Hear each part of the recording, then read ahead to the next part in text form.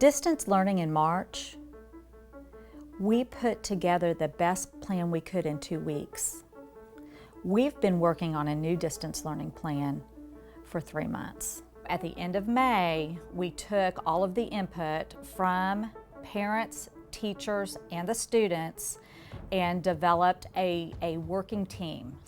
Those teams worked together to make sure to address some key components: new learning, how to take grades, what attendance would look like, making sure that we provided more structure to the learning day every single day of the week.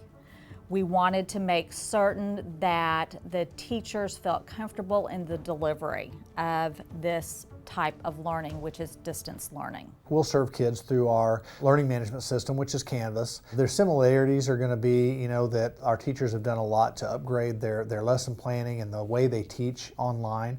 And so in addition to the enrichment and the engagement that we focused on in the spring, we will be teaching new content.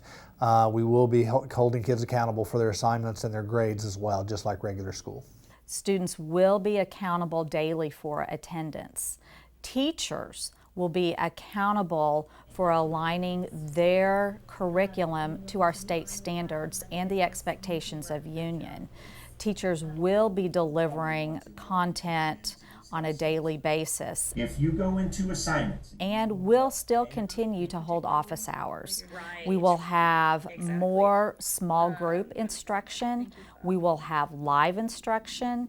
We will also have some pre-recorded instruction. It depends on what the particular lesson is for that day. We tried to make it easy for everyone because this was all brand new to everyone, and our teachers are just amazing. Of course, they stepped up with some pretty incredible lesson plans. We've used some of those in the training that we've offered teachers over the summer.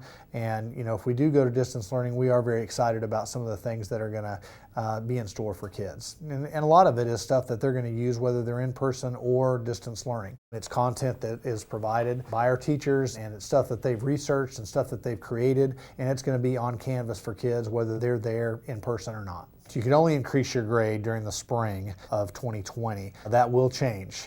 We are under the rules for eligibility for OSSAA, and we want to make sure that kids have the opportunity to raise their grades, but obviously with that comes the chance that if kids don't do what they need to do, that grade could drop. And we want to have all the same interventions and remediations that we have in place during regular school for kids, but the best thing that they can do is really to stay on it. On Canvas, make sure they're checking in, make sure they're reading their updates from their teachers every day, and making sure that they're turning in those assignments on time. Kids are going to be expected to check in and hear their teacher's instruction, whatever form that takes. We may do a flipped classroom model. We may do a brief lecture.